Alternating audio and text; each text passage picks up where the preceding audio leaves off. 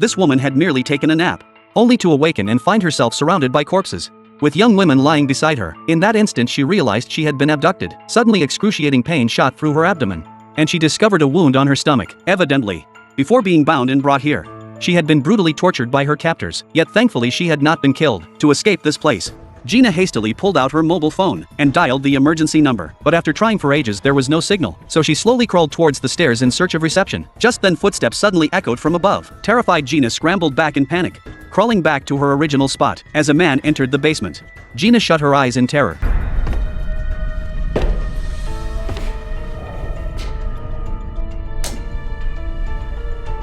She couldn't fathom why the criminal would bring a corpse home.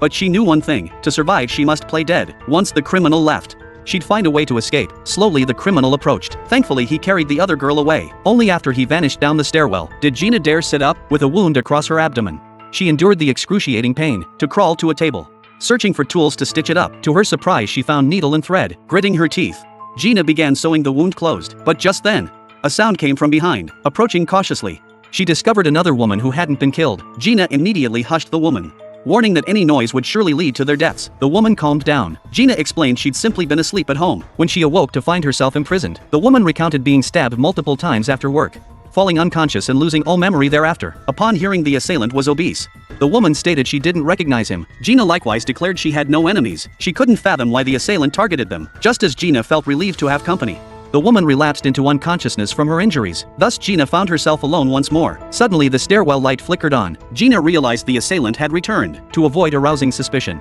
she hastily tidied the table. As the assailant descended towards the basement, she swiftly switched off the desk lamp and lay back in her original position. Once the assailant reached the basement, he detected nothing amiss. He promptly selected a girl and prepared to carry her away. Gina believed she had narrowly escaped again. But just as the assailant started ascending the stairs, he discovered his foot had stepped into a spilled bucket of glue. This instantly alerted him to something being amiss.